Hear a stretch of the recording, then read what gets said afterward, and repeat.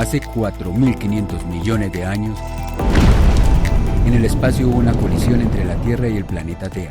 De este impacto, los dos cuerpos se fusionaron y crearon un planeta más grande. Los escombros expulsados formaron la Luna, pero mientras en la Tierra los océanos de lava conservaron el calor, la Luna se enfrió y quedó con la apariencia con la que hoy se ve en el firmamento. En la Tierra, la lava se fue al subsuelo y comenzó a buscar salidas y se formaron los volcanes. En esas erupciones se emanaron gases que contenían elementos básicos como el oxígeno y el hidrógeno y se formó la atmósfera, los mares y la vida misma. Estos gigantes acompañan a la humanidad y, según la ciencia, son vitales para la existencia de la vida en el planeta.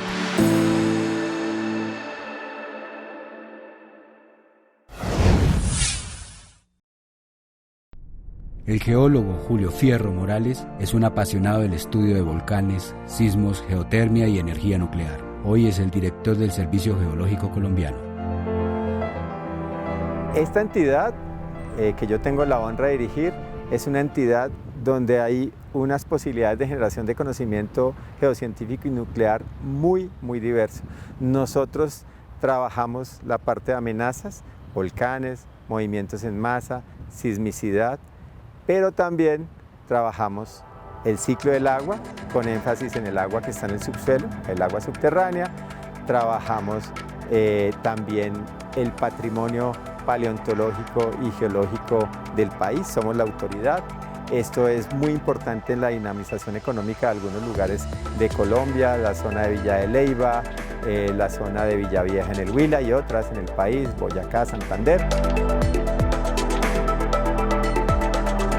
Nosotros tenemos a cargo un reactor nuclear, el único reactor que tiene el país, y unas técnicas de investigación geocientíficas y nucleares que nos permiten, por ejemplo, estudiar de dónde viene el agua de Chingaza. Los ríos voladores son una realidad científica y esos ríos voladores nosotros los estamos investigando. El río que llega a Chingaza, es decir, el agua que alimenta a Bogotá, que viene desde el Océano Atlántico y el Amazonas en buena parte.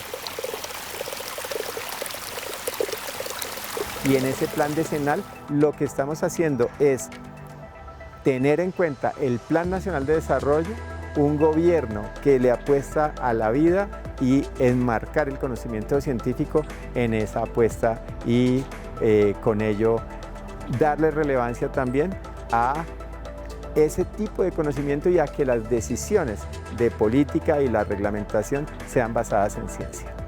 En Colombia, 25 volcanes son monitoreados por el Servicio Geológico Colombiano.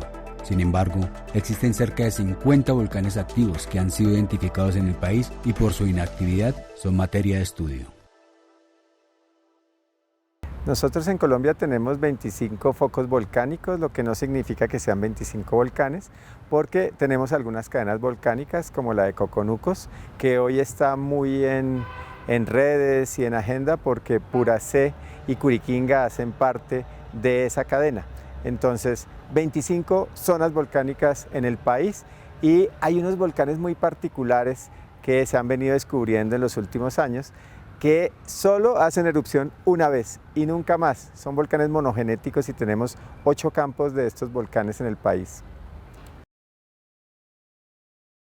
Este concepto de actividad o inactividad en un volcán es un concepto que tiene mucha complejidad y tiene muchas discusiones técnico-científicas. Nosotros tenemos esos 25 focos volcánicos activos en el país, pero voy a poner un ejemplo de un volcán que quizá algunos de los televidentes conozcan y es el de Paipa. En Paipa hay una zona volcánica que todavía muestra cierta actividad, que son las termales. Esas fuentes termales indican que hay una alta temperatura relativamente cerca a la superficie. Hay discusiones, hay algunos que dicen este es un volcán que ya está prácticamente muriendo y que solo quedan esas termales como manifestación de su actividad, pero otros investigadores dicen la huella química de esas aguas nos está indicando que puede haber magmas, es decir, roca fundida, que está volviendo a alimentar el proceso volcánico. Todos los volcanes, la mayoría de volcanes de Colombia, se encuentran en la cordillera tanto central como occidental, pero aquí en Paipa, en la cordillera oriental, estamos intentando averiguar por qué se calientan las aguas. Muchos años de investigación por parte del Servicio Geológico Colombiano nos ha permitido establecer que aquí ocurrió una erupción. ¿Hace cuánto? Hace millones de años. Hace 1, hace 2 millones de años. No es un volcán activo, pero la fuente de calor sigue activa. En este punto nos encontramos en el hervidero. Es una de las evidencias de que la fuente de calor sigue activa. ¿Qué es lo que pasa? Se llama el hervidero, pero no es caliente. ¿Por qué es el burbujeo? Por los gases. Son gases volcánicos. Una evidencia más de que el volcán, si bien no está activo, sigue emitiendo gases, sigue emitiendo calor. Es difícil plantear que haya volcanes que están completamente inactivos si muestran algún indicio como los termales.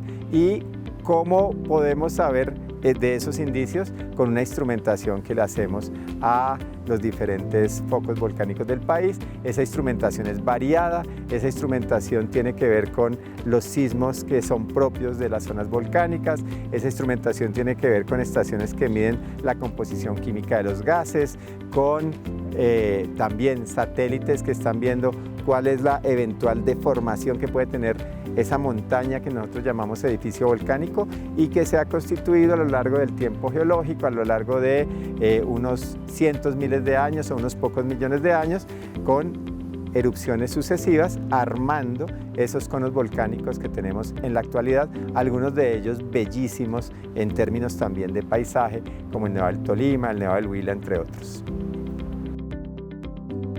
Cuando un volcán está activo, hay un movimiento al interior del cráter, que es la superficie por la cual salen todos los productos volcánicos. Entonces, al interior del edificio volcánico, este magma, que es roca fundida, se mueve y empieza a manifestarse un poco en emisión de gases, en cambios de temperatura en la superficie, en el suelo, en las aguas. Y cuando hay emisión de gases a través del cráter o las fumarolas, que son otros orificios que están alrededor del edificio volcánico, se empiezan como a identificar un nivel base de estos volcanes. Los volcanes mantienen diversos comportamientos que son monitoreados las 24 horas y los 7 días de la semana. Las eventuales variaciones generan las alertas para tomar medidas por parte de las instituciones del Estado encargadas del riesgo de desastres. Nosotros tenemos un monitoreo 24 horas al día y 7 días a la semana de estos focos volcánicos del país. Algunos están mucho mejor instrumentados que otros. El volcán mejor instrumentado es el Nevado del Ruiz.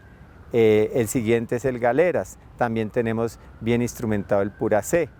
Y estos tres, los mejores instrumentados de todos a los que les medimos la composición química de los gases, en donde tenemos cámaras térmicas que muestran incluso en la noche la salida de gases, la salida de cenizas, donde hay estaciones sísmicas también para ver ese movimiento que puede haber al interior de los edificios volcánicos. Y en general todas estas maneras que tenemos de registrar la actividad tienen que ver con ¿qué tanto pueden llegar a afectar también a población? El Ruiz, Manizales, el Puracé, Popayán, el Galeras, Pasto. Los otros tienen menos instrumentación, pero de todas maneras esa instrumentación nos permite revisar la actividad. Y a veces hay cambios que pueden durar unas horas, 24 horas o un poco más, en donde hay cambios completos de la actividad. Y tenerlos monitoreados ha sido importante para evitar tragedias como el caso que hubo en el Nevado del Huila en 2007, si la memoria no me falla, en donde esa instrumentación permitió dar aviso a las autoridades, hacer todo el plan para evitar que hubiese problemas de afectación de vidas humanas. Entonces, la instrumentación de volcanes es importante, el monitoreo es importante porque nos permite salvar vidas. Cada observatorio vulcanológico y que cada volcán tiene como una huella, ¿cierto?, de cómo es su actividad. En el momento en que los vulcanólogos y demás profesionales a través del monitoreo empiezan a identificar que hay cambios en estos parámetros y que se mantienen en el tiempo, entonces hay unas discusiones técnicas al interior de los observatorios y a partir del registro y no solamente de los instrumentos que tenemos instalados, sino también de la observación a través de cámaras web, imágenes satelitales y demás, se toma la decisión de cambiar un estado de alerta de verde a amarillo, de amarillo a naranja o naranja a rojo. Es prácticamente una observación constante de todos los parámetros que nos está dando el monitoreo volcánico. ¿Qué hace un observatorio vulcanológico y sismológico? Primero que todo, pues, como la palabra lo dice, observar, vigilar, es decir, atender los signos que se derivan del comportamiento de los volcanes activos. Es esencialmente el trabajo fundamental. ¿Con qué objeto? Con el objeto en un futuro de poderse anticipar a las erupciones que puedan ocurrir y fenómenos asociados. Esa es la mayor importancia o relevancia que tiene un observatorio. Es poder establecer cuándo un volcán se está tornando más peligroso o está entrando en una condición más crítica y para que los organismos que están al tanto de la protección civil puedan tomar las medidas adecuadas. Las alertas, nosotros tenemos una instrumentación todo el tiempo. Todo el tiempo hay monitoreo de todos estos sensores que tenemos en los diferentes volcanes del país y eso lo hacemos a través de 3 observatorios. El observatorio de Manizales, que está en funcionamiento desde 1986 por razones obvias, es decir, noviembre del 85, la peor tragedia relacionada con volcanes en el país. En 1989 y a raíz de una reactivación del Galeras que comenzó hacia el 88, se funda el Observatorio de Pasto y en 1993 el Observatorio Vulcanológico de Popayán. Allí tenemos profesionales de una gran cantidad de ramas del conocimiento, hay ingenieros, ingenieras, geólogas, geólogos, químicos, químicas, muchas personas que están revisando toda la información que llega y con ello entonces nosotros emitimos a veces alertas. ¿A quién le damos la alerta? A la Unidad Nacional de Gestión de Riesgo, que es la entidad que articula las decisiones ya que se toman para evitar emergencias o evitar tragedias, evitar problemas en el país.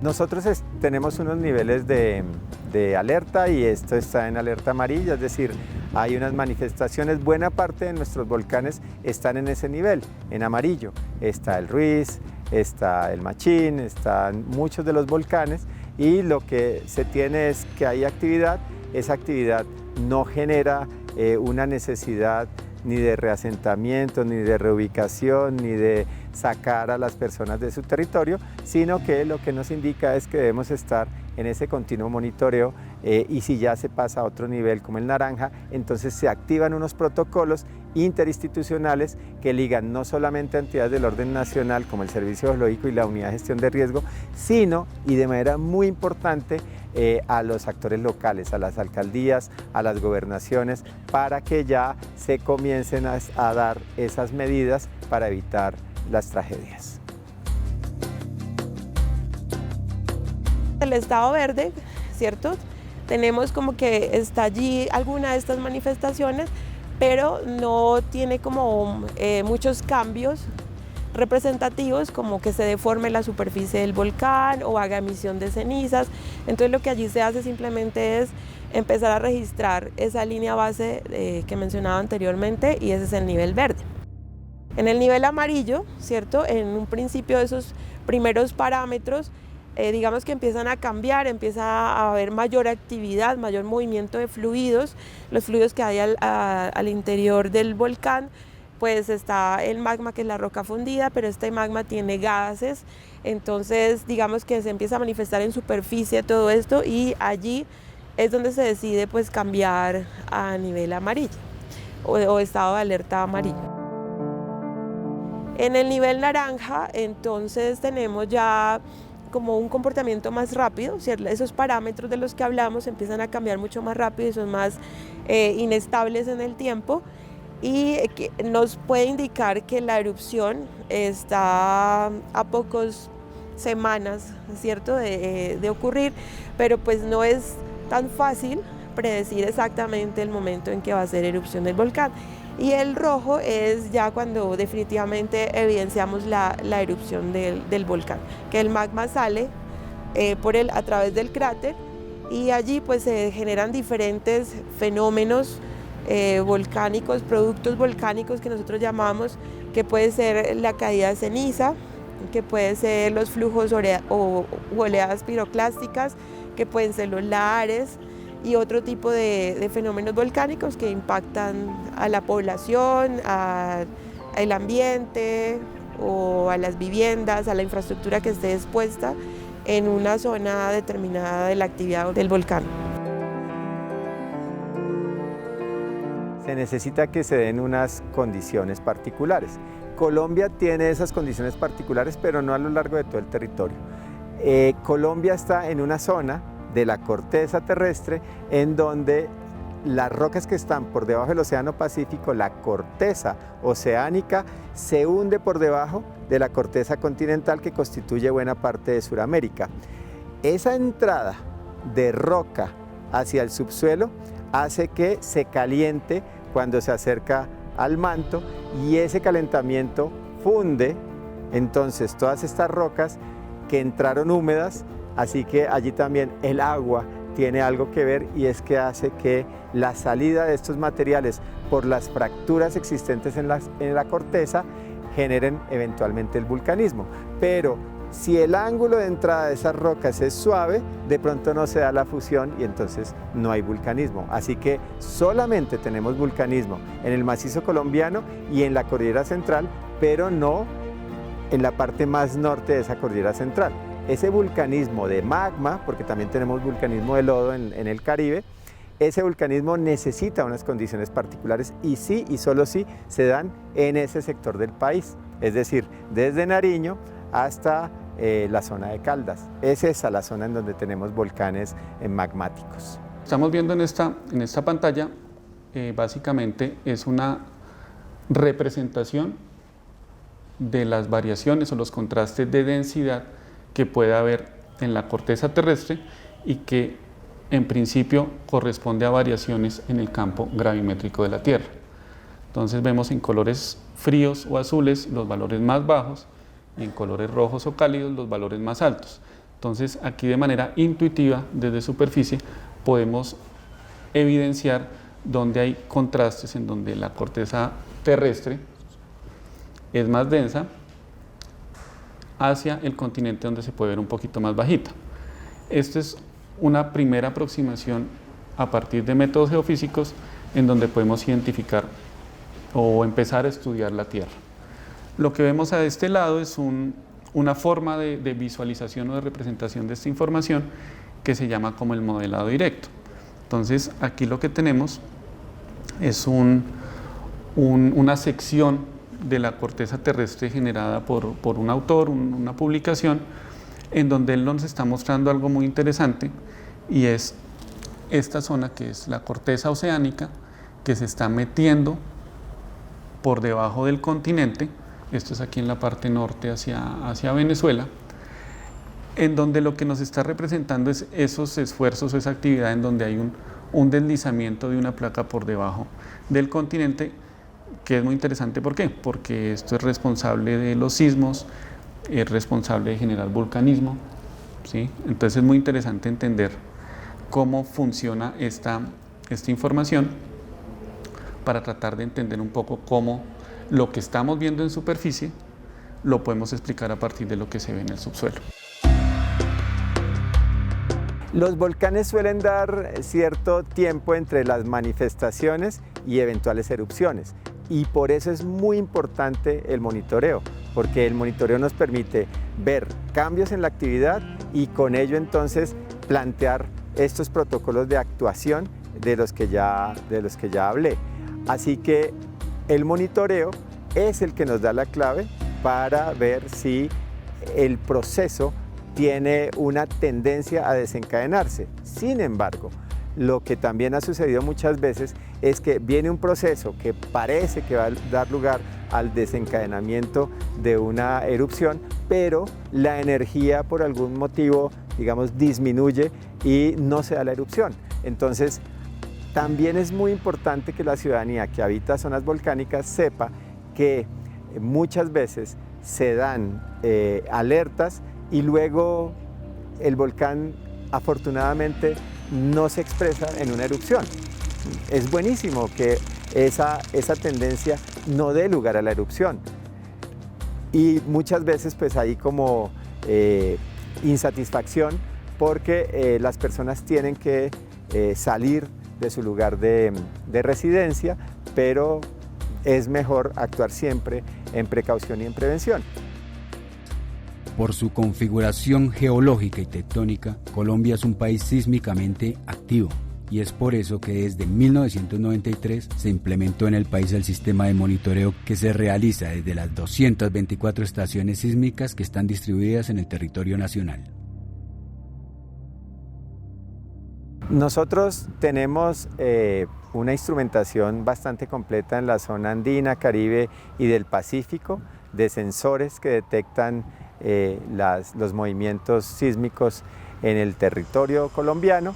Y eso también nos permite tener un monitoreo continuo, aprender sobre los sismos con qué se relacionan, si se relacionan con fallas geológicas, con la actividad de las fallas geológicas, la liberación de energía en los movimientos de las fallas geológicas, si se relacionan con volcanes o si se relacionan con actividades humanas que muchas veces, sobre todo las actividades petroleras, pueden desencadenar una sismicidad que es una sismicidad antrópica.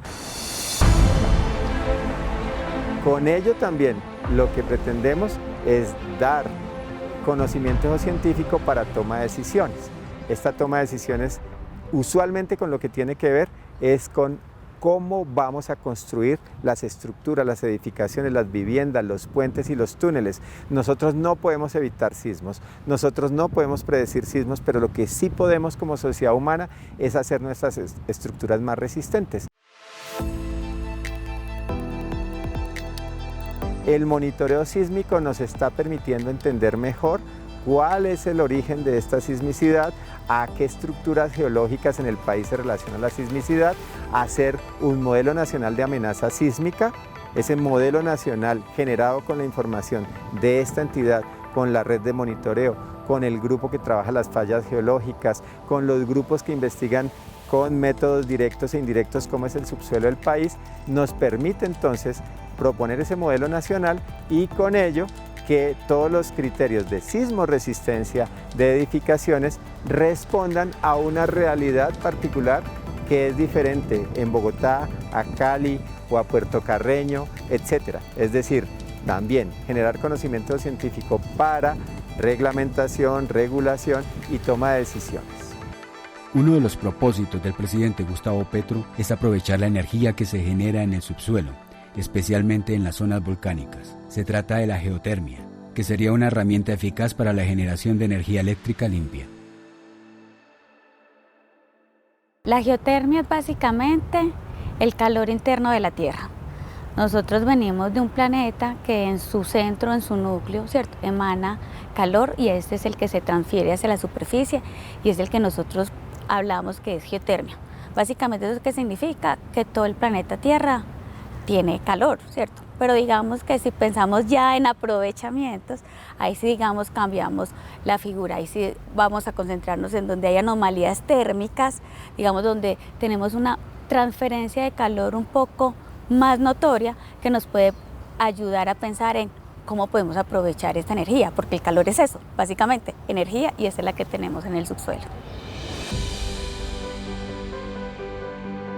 Nosotros también tenemos una investigación en energías no convencionales, estamos haciendo pioneros en esta investigación hidrógeno blanco, que es una energía que la pensamos como la primera energía no extractivista, una energía que esté en el territorio y que se quede en los territorios, una energía para el suministro de las comunidades alrededor de donde esa energía se encuentra, la salida de este hidrógeno puro desde el subsuelo.